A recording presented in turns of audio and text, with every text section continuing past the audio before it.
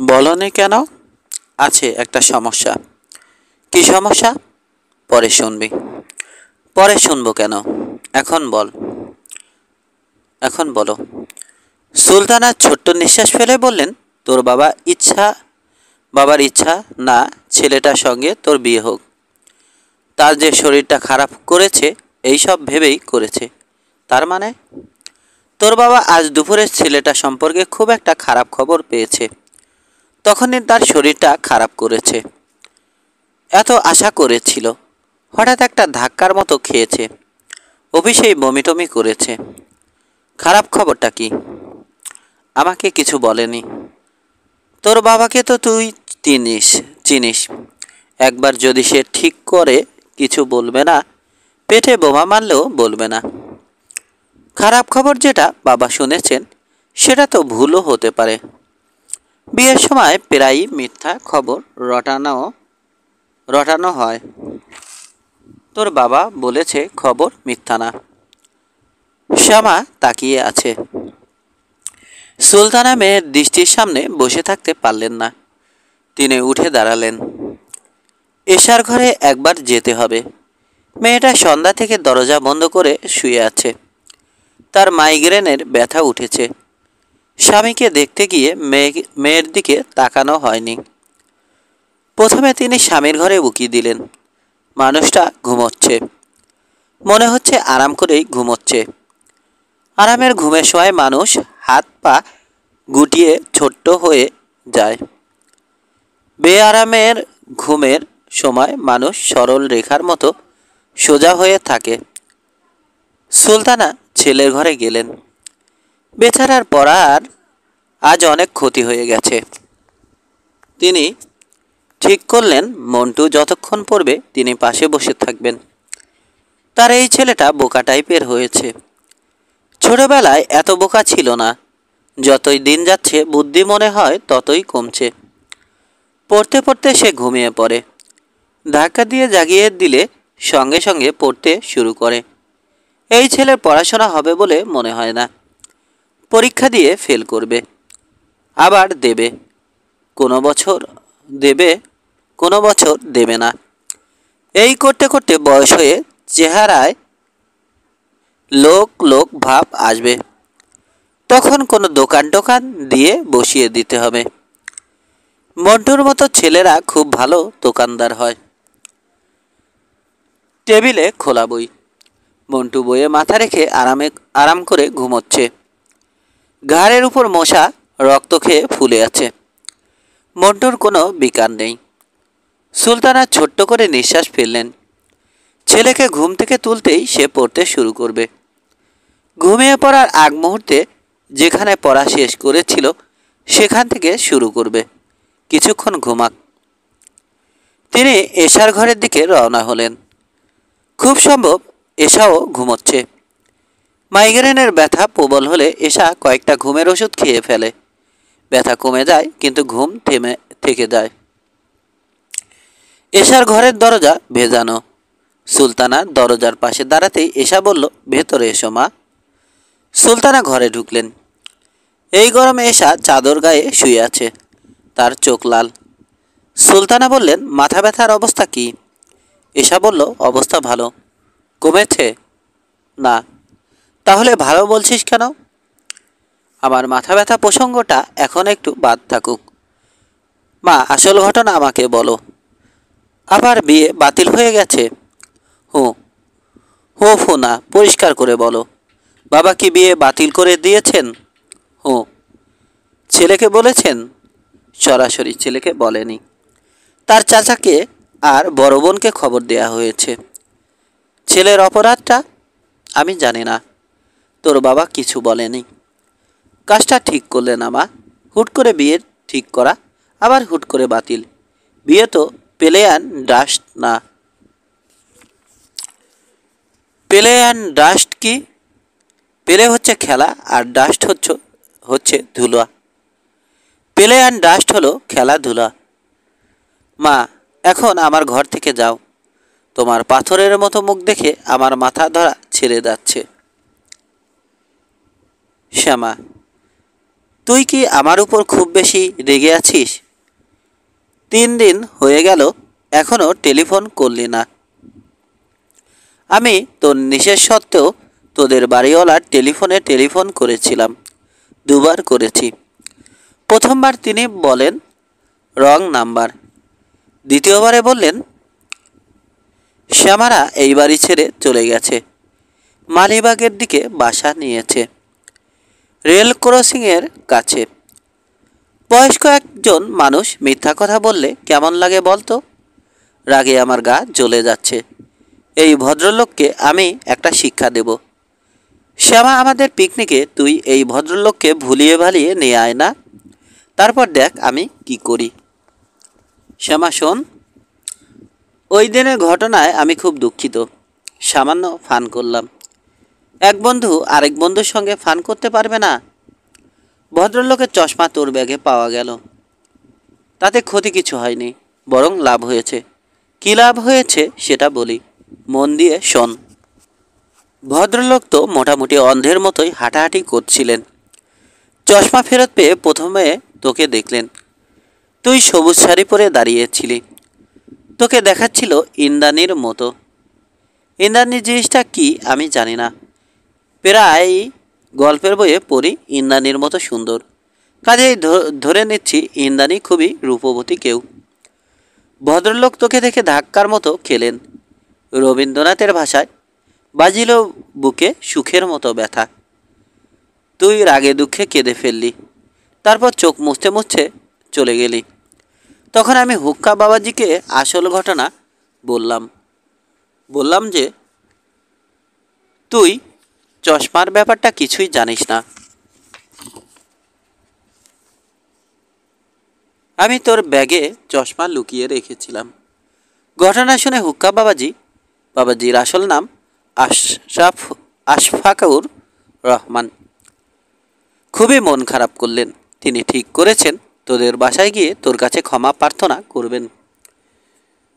আমার ধারণা ইতিমধ্যে তিনি এই কাজটা সেরে ফেলেছেন এবং তোর সঙ্গে হুক্কা বাবাজির কথাবার্তা হয়েছে। আমার এই ধারণার পেছনে কারণ আছে। হুক্কা বাবাজির মা আজ সকালেই আমাকে টেলিফোন করে তোর সম্পর্কে খোঁজখবর করছিলেন। জানতে চাচ্ছিলেন 2 মেয়ে কেমন, তোর কারো সঙ্গে অ্যাফেয়ার আছে কিনা। কাজেই বুঝতেই পারছিস ঘটনা অনেক দূর গড়িয়েছে। এখন শুধু গড়াতেই থাকবে। হুক্কা বাবাজিকে যদি বড়শিতে গেঁথে তুলতে পারিস তাহলে বিরাট কাজ হবে। ওদের গুলশানের 3তলা বাড়ির ছাদে সুইমিং পুল আছে, আমি দেখিনি, মীরার কাছে শুনেছি। পয়সাওয়ালা স্বামী হলো, সোনার চামচ। কথায় আছে না, সোনার চামচ বাঁকাও ভালো। হুক্কা বাবাজি বাঁকা না, সোজা। ভদ্রলোকের ফাইবার অপটিক্সের উপর পিএইচডি ডিগ্রি আছে। মেরিল্যান্ড বিশ্ববিদ্যালয়ে অধ্যাপনা করতেন। তার বাবা খুবই অসুস্থ, নিজে ব্যবসাপাতি দেখতে পারছেন না বলে ছেলে এসেছে বাবাকে সাহায্য করতে। শ্যামা শোন, ওই লোকের সঙ্গে যদি তোর কিছু হয়ে যায়, সম্ভাবনা 90%, তাহলে তুই কিন্তু প্রতি মাসে একবার তোদের গুলশানের বাড়ির ছাদে পুল সাইড পার্টি দিবি। আমরা সবাই সুইমিং পুলে লাফালাফি ঝাপাঝাপি করব আর পার্টি করব। মীরার বিয়ের ঘটনা বলে চিঠি শেষ করি। এত ঝামেলা করে ভিডিওর ব্যবস্থা করা হলো, সেই ভিডিও শেষ পর্যন্ত হয়নি। বর এসেছে রাত 3টায়, বিয়ে শেষ হতে হতে বেজেছে 5টা। দিনের বেলাতে কি বাসর হয়? ভদ্রলোক 3তলা পর্যন্ত উঠলেনই না। আমরা খুবই মন খারাপ করেছি। সবচেয়ে বেশি মন খারাপ করেছে শাহানা ম্যাডাম। শেষে ম্যাডামকে বললাম, ম্যাডাম মন খারাপ করবেন না, আমরা তো অনেকেই আছি বিয়ের বাকি। আমাদের যে কোনো একজনের বাসর রাত ভিডিওর ব্যবস্থা হবে। কে জানে, হয়তো তোরটাই হবে। কাজেই সাবধান, ভালো থাকিস এবং আমার উপর থেকে রাগটা দূর করার চেষ্টা করিস। তোর নাম রাগকুমারী বলেই সারাক্ষণ রেগে থাকতে হবে নাকি? রাগ মিস্টার হুক্কার জন্যে জমা করে রাখ। ইতি তোর দুষ্টু বন্ধু টিনা।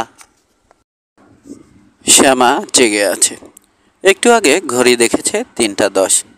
চোখ জ্বালা করছে, যদিও চোখ জ্বালা করার কোনো কারণ নেই। সে চোখ বন্ধ করে আছে। রোদের দিকে তাকিয়ে থাকলে চোখ জ্বালা করার প্রশ্ন আসতো। ঘর অন্ধকার। যখন ঘুমোতে গিয়েছিল তখন গরমে শরীর ঘেমে যাচ্ছিল। এখন শীত শীত লাগছে। মাথার উপর ফ্যান ঘুরছে। রাত যতই বাড়ছে ফ্যানের গতি মনে হয় ততই বাড়ছে। দূরে কোথাও বৃষ্টি হচ্ছে কি? আশেপাশে কোথাও বৃষ্টি না হলে এতটা ঠান্ডা লাগার কথা না। শ্যামা আবারও ঘড়ি দেখল। রেডিয়ামের ডায়াল দেয়া ঘড়ি। অন্ধকারে বিড়ালের চোখের মতো জ্বলে। এখন বাজছে 3টা 12। মাত্র 2 মিনিট পার হয়েছে। শ্যামার কাছে মনে হচ্ছে অনন্তকাল। অনিদ্রা রোগ মানুষকে এতটা কষ্ট দেয় তা তার জানা ছিল না। তার ছিল বালিশ ঘুম। বালিশে মাথা লাগানো মাত্র ঘুম। আজ কি যন্ত্রণা হলো! আগে চোখ জ্বালা করছিল, এখন মুখ জ্বালা করছে। এই জ্বলুনি কি শেষ পর্যন্ত সারা শরীরে ছড়িয়ে পড়বে? বিছানায় শুয়ে না থেকে ভেতরের বারান্দায় চলে গেলে কেমন হয়? ভেতরের বারান্দায় কাঠের চেয়ারটা আছে। চেয়ারের পায়াটা আবার ভেঙেছে। আব্দুর রহমান সাহেব আবার ঠিক করেছেন। এই নিয়ে 3বার হলো। চেয়ারে বসে সকাল হওয়া দেখা। অনেক দিন সকাল হওয়া দেখা হয় না। আজ দেখবে। না, তা করা যাবে না। ফজরের আজান হতেই মা বাবা দুজনই উঠে পড়বেন। তারা অজু করতে এসে দেখবেন তাদের বড় মেয়ে একা একা বারান্দায় বসে আছে। মনের কষ্টে মেয়ে সারা রাত ঘুমোতে পারেনি। তারা দুজনই খুবই দুঃখিত হবেন। সেটা হতে দেয়া যায় না। শ্যামা মনের কষ্টে ঘুমোতে পারছে না এটা ঠিক না। তার মনের কষ্ট নেই, তবে তার খারাপ লাগছে। খারাপ লাগলেই সেই খারাপ লাগাটা অন্যকে দেখাতে হবে কেন? আজ তার জন্যে খারাপ একটা রাত যাচ্ছে। রাতটা কোনো মতে পার করতে পারলে সব ঠিক হয়ে যাবে। একজন লোকের সঙ্গে তার বিয়ে ঠিক হয়েছিল, যে কোনো কারণে বিয়েটা ভেঙে গেছে। এটা এমন কোনো বড় ঘটনা না। এই লোকের সঙ্গে বিয়ে হলে তার এক ধরনের ছেলে মেয়ে হতো, অন্য আরেকজনের সঙ্গে বিয়ে হলে অন্য ধরনের ছেলে মেয়ে হবে। ব্যাস, এই তো, এর বেশি আর কি। 3টা 20 বাজে। এই শেষবার ঘড়ি দেখা। শ্যামা ঠিক করে ফেলল সকালে সূর্য ওঠার সঙ্গে সঙ্গে আতাউর নামের মানুষটার ব্যাপারে সে কিছু ভাববে না। আংটিটা ফেরত পাঠাতে হবে। ভাগ্যিস সে আংটি আঙুলে আর পরেনি। আতাউরের সঙ্গে শেষবার কি শ্যামা কথা বলবে? হ্যাঁ, বলবে। শ্যামা হিসেবে বলবে না, এশা হয়ে বলবে। এই একটা ভালো সুবিধা হয়েছে। এশাছে যে সে অনেক কিছু বলতে পারছে। যাকে বলা হচ্ছে সে কিছুই বুঝতে পারছে না। শ্যামা ভেবেছিল বাসর রাতে পুরো ঘটনা আতাউরকে হাসতে হাসতে বলবে এবং মানুষটার হতভম্ব মুখ দেখবে। মানুষটা নিশ্চয়ই খুব লজ্জা পাবে। বিড়বিড় করে বলবে, তুমি এমন মেয়ে, আশ্চর্য। তখন শ্যামা হঠাৎ শুরু করবে একটা ভূতের গল্প। সে খুব ভালো ভূতের গল্প বলতে পারে। তার নানিজানদের বাড়ির পেছনের জঙ্গলে 12-13 বছর বয়সী একটা মেয়ের ডেড বডি পাওয়া গিয়েছিল। মেয়েটা কে? কোত্থেকে এখানে এসেছে কেউ কিচ্ছু জানে না। ফুটফুটে চেহারা, মাথা ভর্তি চুল, ঠোঁটের কোণায় হাসির রেখা। পুলিশ এলো, তদন্ত হলো, কিছুই বের হলো না। মেয়েটার কবর হলো গ্রামের মসজিদের পেছনের কবরস্থানে। তারপর শুরু হলো যন্ত্রণা। গভীর রাতে মেয়েটার কান্না শোনা যায়। লোকজনদের ফিসফিস করে বলে, এই তোমরা আমাকে কবর দিলে কেন? আমি হিন্দু, আমার নাম লীলাবতী। গ্রামের লোকজন অস্থির হয়ে পড়ল। শেষে সবাই মিলে সালিশ করে ঠিক করলো কবর খুঁড়ে মেয়েটার ডেড বডি বের করে শ্মশানে নিয়ে পোড়ানো হবে। কবর খোঁড়া হলো। দেখা গেল কবরে কিছুই নেই। কাফনের কাপড়টা শুধু পড়ে আছে। ভূতের গল্প শেষ করে শ্যামা ভয় কাটানোর জন্যে একটা মজার গল্প বলবে। যে গল্প বলবে সেটাও ঠিক করা। গল্পটা সবচেয়ে সুন্দর বলতে পারে টিনা, তবে সে নিজেও খারাপ বলে না। এক পথচারী অন্য একজনকে জিজ্ঞেস করলো, ভাই শুনুন, এই রাস্তাটা কি হাসপাতালের দিকে গিয়েছে? উত্তরে সেই লোক বলল, রাস্তার কি অসুখ হয়েছে যে রাস্তা হাসপাতালের দিকে যাবে? গল্প গুজব শেষ হবার পর মানুষটাকে পুরোপুরি চমকে দেবার জন্যে সে বলবে, আচ্ছা শুনুন, অনেক গল্প করা হয়েছে, এখন আমার খুব ঘুম পাচ্ছে। গতকাল রাতেও ঘুমোইনি, ঘুমে আমার চোখ বন্ধ হয়ে আসছে, আমি ঘুমাবো। ঘুমের মধ্যে আপনি কিন্তু আমার গায়ে হাত দেবেন না। ঘুমের সময় কেউ আমার গায়ে হাত দিলে আমার খুব খারাপ লাগে। এই বলেই সে ফাঁস ফিরে শুয়ে গভীর ঘুমের ভান করবে। লোকটা কি করবে? বাধ্য ছেলের মতো চুপচাপ পাশে বসে থাকবে। আজান হচ্ছে, সুলতানা উঠেছেন, রান্নাঘরের দিকে যাচ্ছেন। চুলায় চায়ের কেতলি বসিয়ে তিনি তার স্বামীকে ডেকে তুলবেন। দুজনে ফজরের নামাজ পড়ে একসঙ্গে চা খাবেন, তারপর আবার ঘুমোতে চলে যাবেন। ঘণ্টাখানেক ঘুমিয়ে আবার উঠবেন। এই ওঠা ফাইনাল ওঠা, আগেরটা সেমিফাইনাল। এই রুটিনের কোনো ব্যতিক্রম শ্যামা তার জীবনে দেখেনি। শ্যামা এবং তার বাবা রুটিনের মধ্যে আটকা পড়ে গেছেন। মানুষ অতি দ্রুত রুটিনে আটকা পড়ে যায়। ভালোবাসিও কি একসময় রুটিনের মধ্যে চলে আসে? রুটিন করে একজন আরেকজনকে ভালোবাসে। শ্যামা বিছানায় উঠে বসল। সে ঠিক করলো এক কাপ চা নিয়ে ছাদে চলে যাবে। ছাদে হাঁটতে হাঁটতে চা খাবে। চা খেতে খেতে গুছিয়ে নেবে এসে আসে যে আজ কি কথা আতাউর নামের মানুষটাকে বলবে। কথা বলবে কি না সেটাও ভাবার ব্যাপার আছে। এখন আর কথা বলে কি হবে? তবু সে হয়তো বলবে, কারণ তার কথা বলতে ইচ্ছা করছে। কথা বলতে হবে 9টার আগে। 9টার সময় মানুষটা নিশ্চয় অফিসে চলে যাবে। শ্যামা কলেজ বাদ দিয়ে ঘরে বসে থাকতে পারে, মানুষটা পারবে না। তাকে বেঁচে থাকতে হলে অফিস করতে হবে, বেতন তুলতে হবে। সে নিশ্চয় রুটিনে ঢুকে পড়া মানুষ। এখন বাবার গলা পাওয়া যাচ্ছে। বাবার অসুখটা তাহলে সেরে গেছে। তিনি রোজ দিনের মতো নামাজ পড়বেন, কোরআন তেলাওয়াত করবেন, তারপর ছোট্ট ঘুমাতে যাবেন। ঘুম থেকে উঠে নাস্তা খেয়ে ব্যস্ত ভঙ্গিতে অফিসের দিকে রওনা হবেন। তার জীবন আগের মতোই চলবে। শ্যামার জীবনও হয়তো আগের মতোই চলবে। একসময় আতাউর নামের লোকটার কথা মনেও থাকবে না। অনেক অনেক দিন পর তার নিজের মেয়ে বড় হবে।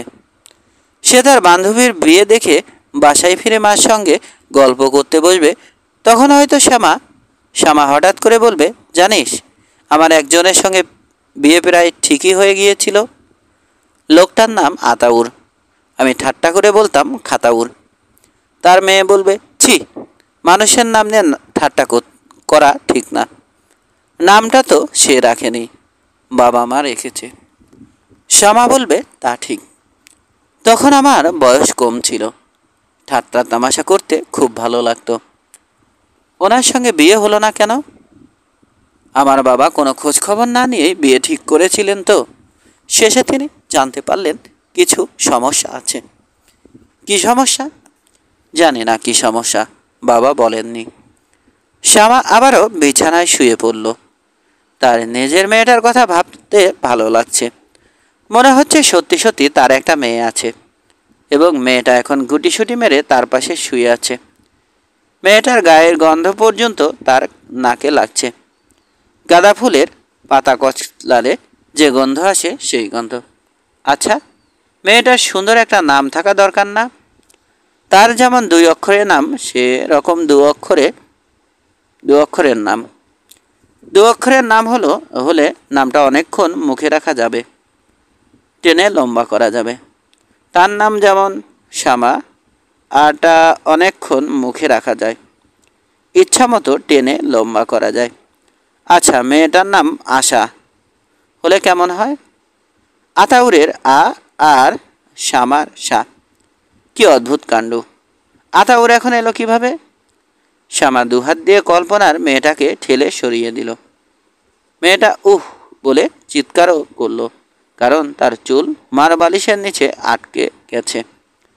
এইসব চিন্তার কোনো মানে হয় না, থাক, নিজের মেয়েকে নিয়ে চিন্তাটা আপাতত থাকুক, অন্য কোনো বিষয় নিয়ে চিন্তা করা যাক।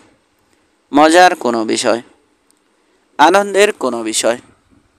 শ্যামার ঘুম পাচ্ছে, এখন আর ঘুমোতে ইচ্ছা করছে না। এখন ঘুমিয়ে পড়লে 10টার আগে আর ঘুম ভাঙবে না। আতাউরকে টেলিফোন করা যাবে না, টেলিফোন করতেই হবে। এসেছে যে টেলিফোন, পর্দার আড়াল থেকে কথা বলা, এই মজার টেকনিকটা শ্যামা তার মেয়েকে শিখিয়ে দিয়ে যাবে। শ্যামার ঘরের দরজায় কে যেন হাত রাখল। দরজার কড়ায় সামান্য শব্দ হলো, তারপরই সুলতানার গলা শোনা গেল। তিনি কোমল স্বরে বললেন, শ্যামা চা খাবি? শ্যামা বলল, হ্যাঁ। আয়, তোর বাবার সঙ্গে চা খা, তোর বাবা তোকে ডাকছে। শ্যামা দরজা খুলে বের হলো। মার দিকে তাকিয়ে বলল, আমি যে জেগে আছি তুমি কি জানতে? সুলতানা বললেন, হ্যাঁ।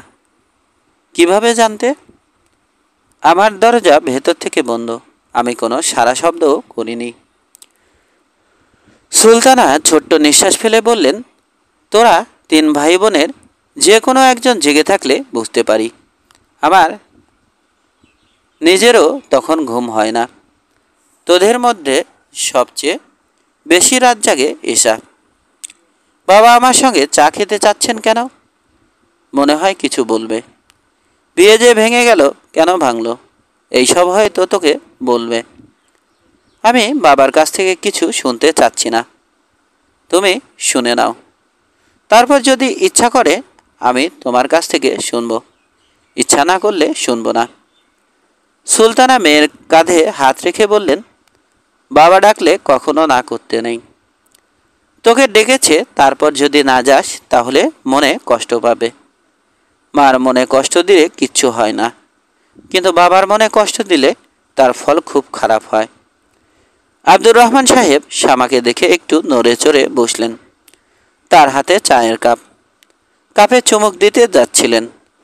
চুমুক না দিয়ে কাপ নামিয়ে নিয়ে মেয়ের দিকে তাকিয়ে হাসলেন। শ্যামা বলল, তুমি কিছু বলবে? আব্দুর রহমান সাহেব নরম গলায় বললেন, দাঁড়িয়ে আছিস কেন? আগে বস, তারপর বলি। শ্যামা বসল। আব্দুর রহমান সাহেব নিজেই মেয়ের হাতে চায়ের কাপ তুলে দিতে দিতে বললেন, আমি হলাম বোকা মানুষ। আমি নিজে বোকা, তোর মাও বোকা। 2 বোকা মিলে বিরাট ভুল করে ফেলেছি। এই ভুলের মা বাপ নেই। খোঁজ খবর না নিয়ে তোর বিয়ে ঠিক করে ফেললাম। ছেলেও আসা যাওয়া শুরু করলো। কি অবস্থা? শ্যামা বলল, আসা যাওয়া শুরু করেনি বাবা, একদিনই এসেছিল। সেই একদিন আসাটাও তো ঠিক না। তোর মা যত্ন করে আবার ভাত খাইয়েছে। তুই আবার তাকে নিয়ে নিউ মার্কেটে বান্ধবীর জন্য উপহার কিনতে গেলি। তোর মার কাছে শুনেছি 1 রিকশায় গিয়েছিস। কি ঘৃণাকর অবস্থা। তোর অবশ্যই দোষ নেই, দোষটা আমার। আমি গ্রিন সিগন্যাল দেওয়ার কারণেই তো বাসায় এসে ভাত খাওয়া শুরু করলো। চিন্তা করলে আমার কেমন যেন লাগে। একটা মানুষ একবেলা ভাত খেয়েছে, এটা এমন কোনো ব্যাপার না বাবা। কতজনই তো আমাদের বাসায় খেয়েছে, তাতে কি হয়েছে?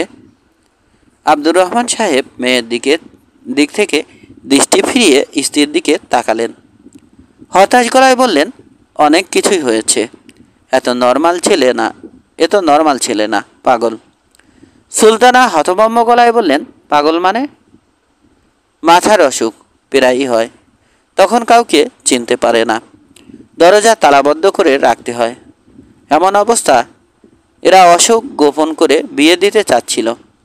মানুষের ধারণা আছে না, বিয়ে দিলে পাগল ভালো হয়, তাই ভেবেছে কাউকে কিছু না জানিয়ে বিয়ে দিয়ে দেবে, পাগল ভালো হয়ে যাবে।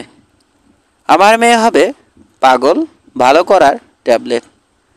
এই ছেলের আগেও একবার বিয়ে ঠিকঠাক হয়েছিল, পানচিনি হয়েছে। মেয়েপক্ষ খবর পেয়ে পরে বিয়ে ভেঙে দেয়।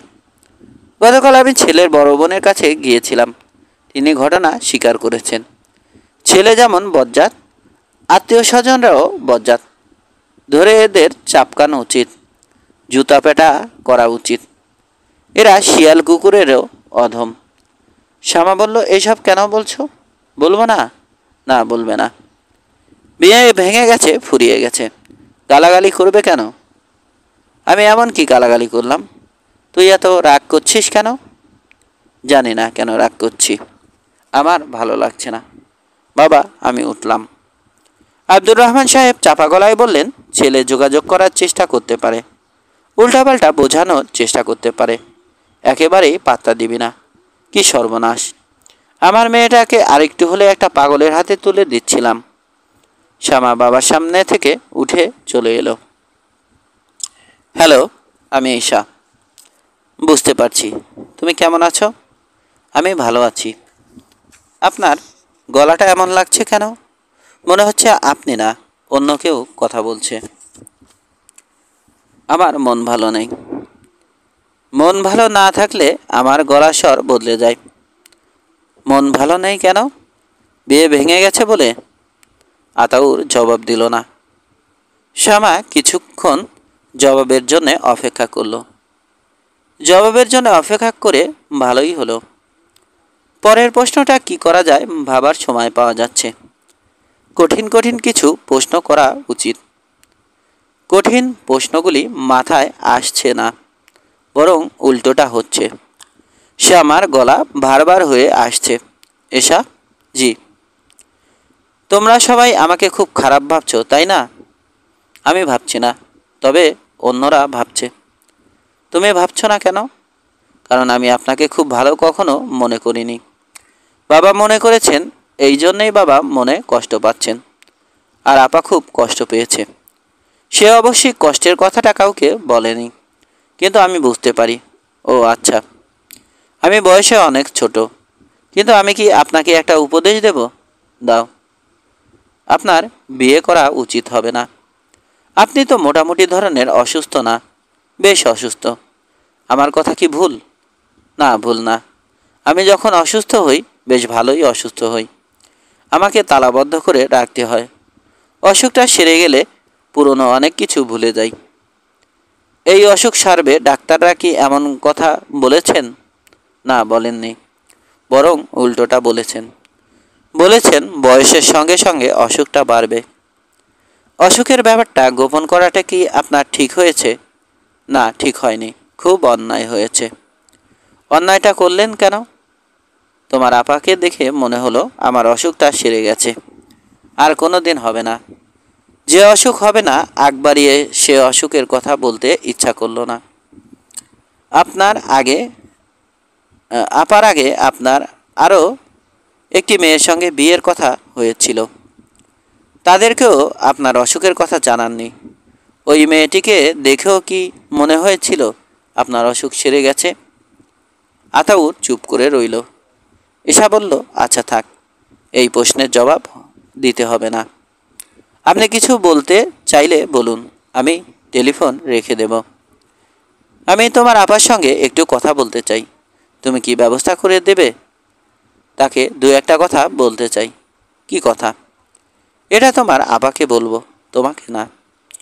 আপার সঙ্গে কথা বলার সুযোগ পাবেন না, কারণ আপা আপনার সঙ্গে কখনো কথা বলবে না বলে মনে হয়, কথা বলবে বলে মনে হয় না। তাছাড়া আপার অন্য জায়গায় বিয়ের কথাবার্তা হচ্ছে। ছেলের নাম আশফাকুর রহমান। ছেলে মেরিল্যান্ড ইউনিভার্সিটির টিচার। মনে হচ্ছে বিয়েটা হয়ে যাবে। এই অবস্থায় কি আপার উচিত আপনার সঙ্গে যোগাযোগ রাখা? উচিত না। আমি আজ রাখি। আপনি ভালো হয়ে যান, এর বেশি আর কি বলবো। সেটা সম্ভব না, আমি খুবই অসুস্থ।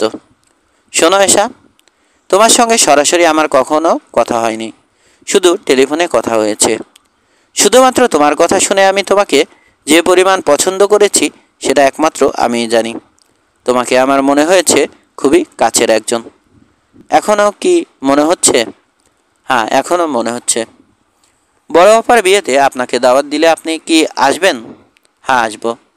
আপনার লজ্জা করবে না? করবে, তারপরেও আসবো। তোমার আপার কাছে শুনেছি তুমি একটা ছেলেকে খুব পছন্দ করো। তোমরা খুব শিগগিরই নাকি বিয়ে করবে। তোমার বিয়েতেও আমি আসবো, দাওয়াত না করলেও আসবো। শ্যামা টেলিফোন নামিয়ে রাখল। সে অবাক হয়ে লক্ষ্য করলো তার চোখ দিয়ে পানি পড়ছে। নিজের উপরই তার রাগ লাগছে। এর কোনো মানে হয়? কেন তার চোখ দিয়ে পানি পড়বে? মোত্তালিব সাহেবের কপালে বিন্দু বিন্দু ঘাম। হাঁটতে তার খুব কষ্ট হচ্ছে। তিনি কয়েকবার বলেছেন, শামা ছেড়ে দে, আর সম্ভব না। শামা বলেছে, ৮ ঘন্টা আপনাকে হাঁটানোর কথা, আমি ৮ ঘন্টা হাঁটাবো। মোত্তালিব সাহেব হতাশ গলায় বললেন, হাঁটু যেরকম ছিল সেরকমই আছে, হেঁটে লাভ কি?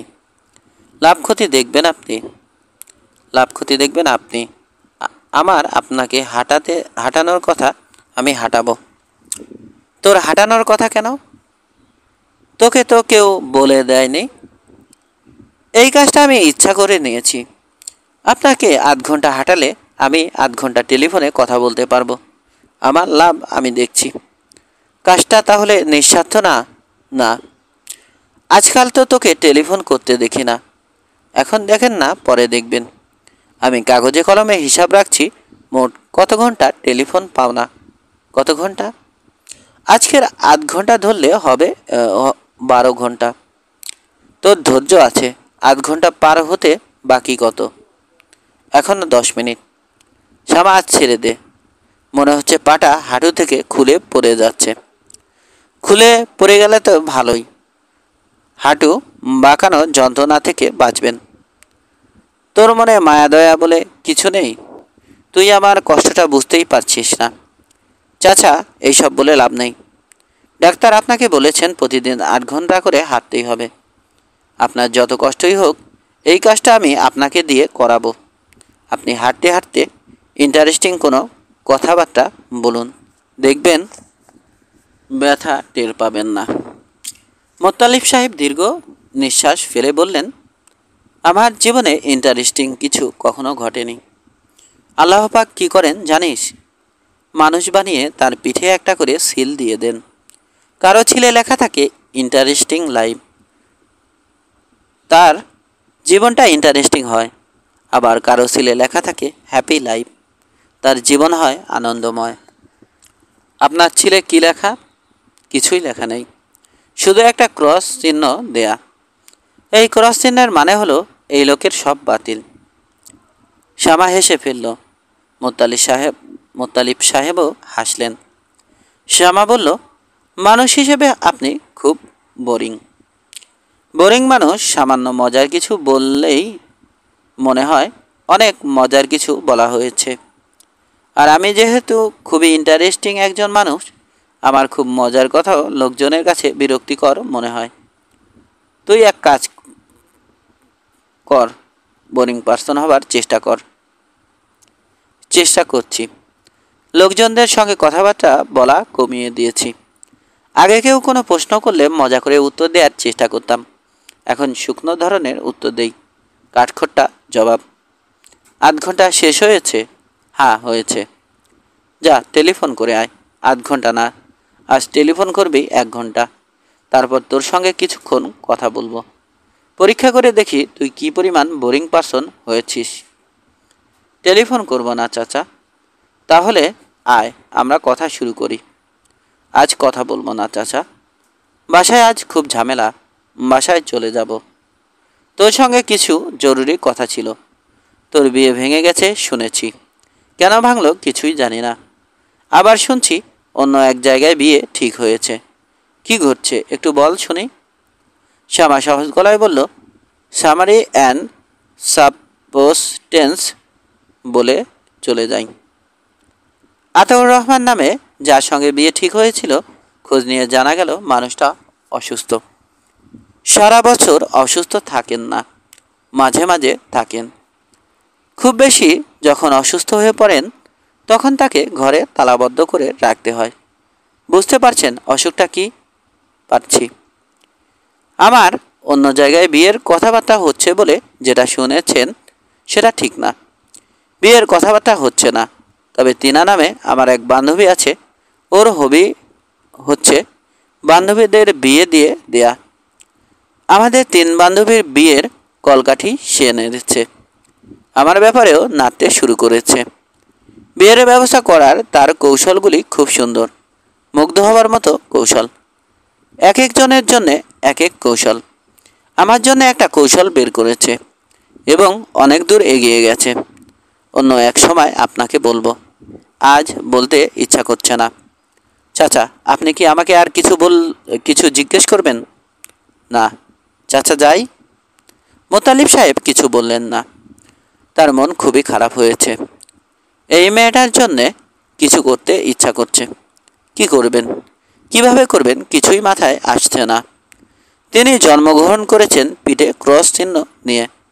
এ ধরনের মানুষেরা ইচ্ছা থাকলেও কারোর জন্যে কিছু করতে পারে না। সে নিজের জন্যে কিছু করতে পারে না। যে নিজের জন্যে কিছু করতে পারে না, সে অন্যের জন্যে কি করবে? শ্যামা বাসায় ঢুকে দেখে বাসার পরিস্থিতি খুবই স্বাভাবিক। অথচ সে যখন বাসা থেকে বের হয়ে দোতলায় মোত্তালিব সাহেবের কাছে চলে গিয়েছিল, তখন পরিস্থিতি ছিল ভয়ঙ্কর। আব্দুর রহমান সাহেব যে ব্যাপার কখনো করেন না তাই করছিলেন। রেগে থালা বাসন ভাঙছিলেন। টেবিলের উপর রাখা দুটা কাপ এবং একটা পানির জগ ছুঁড়ে মারলেন সুলতানার দিকে। সুলতানা ক্ষীণ স্বরে বললেন, এরকম করছো কেন? একটু শান্ত হয়ে বারান্দায় বসো। আব্দুর রহমান সাহেব চেঁচিয়ে বললেন, কেন শান্ত হব? আমাকে একটা কারণ দেখাও যার জন্য শান্ত হব। সুলতানা এশার কাছে গিয়ে বললেন, মা যা তোর বাবাকে একটু শান্ত কর। এশা শাড়ি ইস্ত্রি করছিল। সে শাড়ি ইস্ত্রি এক মুহূর্তের জন্যও বন্ধ না করে বলল, কোনো দরকার নেই, বাবা আপনা আপনি শান্ত হবে। এরকম করলে তো স্টক হয়ে যাবে। হয়ে গেলেও কিছু করার নেই। সুলতানা কাঁদো কাঁদো মুখে বড় মেয়ের কাছে গেলেন। প্রায় মিনতির গলায় বললেন, শ্যামা তোর বাবাকে একটু সামলা। সারা ঘরে ভাঙা কাচের টুকরা। তোর বাবা খালি পায়ে দাঁড়িয়ে আছে। রাগের মাথায় কোনো দিকে না তাকিয়ে হাঁটবে, কাচের টুকরায় পা কাটবে। শ্যামা বলল, বাবা সামনে গেলেই আমি এখন ধমক খাবো। আমার ধমক খেতে ইচ্ছা করছে না। আমি এখন ঘরেই থাকবো না। তুই যাবি কোথায়? বাড়িওয়ালা চাচার বাসায়, ওনাকে হাঁটাবো। তোর বাবার এই অবস্থা আর তুই যাচ্ছিস আরেকজনকে হাঁটাতে? শ্যামা মার সামনে থেকে সরে দোতলায় চলে এলো। 40 মিনিট পরে ফিরে এসে দেখে সব শান্ত। পশ্চিম রণাঙ্গন নিশ্চুপ। আব্দুর রহমান সাহেবের রাগের প্রধান কারণ মন্টু। আজ দুপুরে সে অঙ্ক পরীক্ষা দিতে গিয়ে শোনে পরীক্ষা সকালে হয়ে গেছে, কাজেই তার আর পরীক্ষা দেয়া হয়নি। আব্দুর রহমান সাহেব সন্ধ্যায় চা খেতে খেতে এই ঘটনা শুনলেন। শান্তভাবেই চা খেলেন। তারপর ছেলের হাত ধরে টেনে ঘর থেকে বের করে রাস্তায় নিয়ে গেলেন। চাপা গলায় বললেন, মানুষের সামনে লজ্জা না দিলে তোর হুঁশ হবে না? রাস্তায় নিয়ে তোকে আমি ন্যাংটা করে ছেড়ে দেব। তিনি এটা করলেন না, তবে যা করলেন তাও ভয়াবহ। ছেলেকে কানে ধরে 100 বার ওঠবোস করালেন। তাদের চারদিকে লোক জমে গেল। রিকশাওয়ালারা রিকশা থামিয়ে ঘন্টা দিতে লাগলো। আব্দুর রহমান সাহেব পুত্রের শাস্তি পর্ব শেষ করার পর বললেন, খবরদার তুই বাড়িতে ঢুকবি না। তোকে ত্যায্য বাড়ি এবং ত্যায্য পুত্র করলাম। এখন যা, চড়ে খা। মন্টু রাস্তায় দাঁড়িয়ে কাঁদতে লাগলো। তিনি বাড়িতে ঢুকে থালা বাসন ভাঙা শুরু করলেন। অল্প সময়ের ভেতরই পরিস্থিতির দ্রুত পরিবর্তন হয়েছে। ভাঙা কাচের টুকরা সরানো হয়েছে। ভেতরের বারান্দায় কাঠের চেয়ারে সুলতানা স্বাভাবিক ভঙ্গিতেই বসে আছেন। কে বলবে কিছুক্ষণ আগেই বিরাট ঝড় গিয়েছে। শ্যামা বলল, বাবা কোথায় মা? সুলতানা বললেন, শুয়ে আছে। রাগ কমেছে? ও। মন্টু ফিরেছে? না। এসা কি করছে? রান্না করছে। তোমার শরীর ঠিক আছে মা? হ্যাঁ। শ্যামা রান্নাঘরে চলে গেল। এসা বোনকে দেখে হাসল, যেন এ বাড়িতে কিছুই হয়নি। শ্যামা বলল, কি রান্না করছিস? মাংস। বাবা আজ বাংলাদেশের সবচেয়ে প্রবীণ গরুর মাংস নিয়ে এসেছেন। 1 ঘন্টার উপর জাল হয়ে গেছে। যতই জাল হচ্ছে মাংস ততই শক্ত হচ্ছে। গন্ধ তো খুব সুন্দর বের হয়েছে। গন্ধে গন্ধেই খেতে হবে। শ্যামা বোনের পাশে বসতে বসতে বলল, তুই তো ভালো রান্না শিখে যাচ্ছিস। ওই দিন মাছের ঝোল রান্না করলি, আমি বুঝতেই পারিনি তোর রান্না। আমি ভেবেছি মা রেঁধেছে। রান্না শেখার কাজটা আমি মন দিয়ে শিখছি আপা। কারণ শুনতে চাও? কারণ হচ্ছে বিয়ের পর আমাদের সংসারে খুব গরিবী হালত চলবে। কাজের বুয়া রাখতে পারবো না, রান্না বান্না আমাকেই করতে হবে। আমি এমন রান্না কখনো রাঁধবো না যে মাহফুজ মুখে দিয়ে বলবে কি রেঁধেছ। তুই এত কিছু চিন্তা করিস? ঈশা হাসতে হাসতে বলল, আমি তোমার মতো না আপা, আমি খুবই চিন্তাশীল তরুণী। তোর বিয়েটা কবে হচ্ছে? তোমার বিয়ে না হওয়া পর্যন্ত আমি বিয়ে করব না। তুমি যদি বিয়ে করতে 10 বছর দেরি করো, আমিও ঠিক 10 বছরই দেরি করব। কারণ কি? বললাম না, আমি খুব চিন্তাশীল তরুণী। চিন্তাশীল তরুণী বলেই তোমার বিয়ের জন্যে অপেক্ষা করব। কেন অপেক্ষা করবি? আমার সঙ্গে তোর কি? সেদিন না বললি আমি আলাদা, তুই আলাদা? এই সংসারে যতদিন আছি ততদিন আলাদা না, সংসার থেকে বের হলে আলাদা। আপা শোন, আমি কখনো হুট করে কিছু করি না, যাই করি খুব ভেবেচিন্তে করি। আমার সব কিছুর পেছনে একটা পরিকল্পনা থাকে। শ্যামা আগ্রহ নিয়ে বলল, তোর বিয়ের পরিকল্পনাটা শুনি। থাক, এখন না, রাতে ঘুমোতে যাবার সময় শুনবো। এসা হাঁড়িতে পানি দিয়ে নাড়তে নাড়তে বলল, রাতে ঘুমোতে যাবার সময় কিছু শুনতে পারবে না আপা। তখন বাসায় খুব হইচই হবে, হতে থাকবে, কান্নাকাটি হতে থাকবে। এর মধ্যে গল্প শুনবে কি? হইচই কান্নাকাটি হবে কেন? কারণ মন্টু রাতে বাসায় ফিরবে না। বাবা ছেলের জন্য অস্থির হয়ে পড়বেন, তার ব্লাড প্রেশার বেড়ে যাবে। রাত 12টা-1টার সময় কাঁদতে কাঁদতে নিজেই ছেলের সন্ধানে বের হবেন। বের হলেও লাভ হবে না, আগামী 1 সপ্তাহ তিনি ছেলে খুঁজে পাবেন না। শ্যামা বলল, তুই তাকে লুকিয়ে রাখার ব্যবস্থা করেছিস? হ্যাঁ, আমি তাকে মোত্তালিব চাচার ঘরে রেখে এসেছি। তাকে বলে এসেছি মন্টুকে যেন 1 সপ্তাহ লুকিয়ে রাখেন। আমি চাই বাবার একটা ভালো শিক্ষা হোক। ছেলের উপর তিনি যত রাগই করেন, অচেনা অজানা একদল মানুষের সামনে তিনি তাকে লজ্জা দিতে পারেন না। মা জানে যে মন্টুকে তুই লুকিয়ে রেখেছিস? জানেন। আমি তো এইমাত্রই মোত্তালিব চাচার কাছ থেকে এলাম। তুই কখন মন্টুকে নিয়ে গেলি? আমি খুব দ্রুত কাজ করি আপা, তাই তো দেখছি। এখন শুনি তোর বিয়ের পরিকল্পনা। তুই কথা শুরু করার আগে আমি তোকে একটা কথা বলে নেই। মাথায় আঁচল দিয়ে তুই রান্না করছিস, তোকে বউ বউ লাগছে। মনে হচ্ছে তুই একটা বিরাট বড় বাড়ির বড় বউ, এবং বাড়িটার সমস্ত ক্ষমতা তোর হাতের মুঠোয়। আমাকে খুব সুন্দর লাগছে কি না সেটা বল। তোকে পরীর মতো লাগছে। মনে হচ্ছে এখনই শাড়ির ফাঁক দিয়ে তোর পাখা বের হয়ে আসবে। এসা ছোট্ট করে নিঃশ্বাস ফেলে বলল, তোমার সবচেয়ে বড় গুণ কি জানো আপা? তোমার সবচেয়ে বড় গুণ হলো তুমি চট করে মানুষকে খুশি করে ফেলতে পারো, আমি পারি না। তুমি খুব সুন্দর করে মিথ্যা কথা বলো, আমি মিথ্যা কথা বলতে পারি না। যে মিথ্যা কথা বলতে পারে না তাকে মানুষ ভয় পায়, ভালোবাসে না, পছন্দ করে না। জ্ঞানের কথা বন্ধ করে তোর বিয়ের পরিকল্পনাটা বল, আমার শুনতে ইচ্ছা করছে। এসা বোনের দিকে ফিরল। সে বসেছিল পিড়িতে। পিড়ি আরেকটু টেনে নিল শ্যামার দিকে, গলা সামান্য নামিয়ে বলল, আপা শোন, আমি খুব খারাপ ধরনের, খুবই বাজে টাইপ একটা ছেলেকে বিয়ে করতে যাচ্ছি। কারণ তাকে আমার খুবই পছন্দ। কেন পছন্দ? কেন পছন্দ সেটা আরেক দিন বলবো, এখন পরিকল্পনাটা শোন। আমি ঠিক করেছি তাকে বিয়ে করব কাজী অফিসে। তার বিরুদ্ধে পুলিশের বেশ কয়েকটা মামলা আছে, সে পালিয়ে পালিয়ে বেড়াচ্ছে।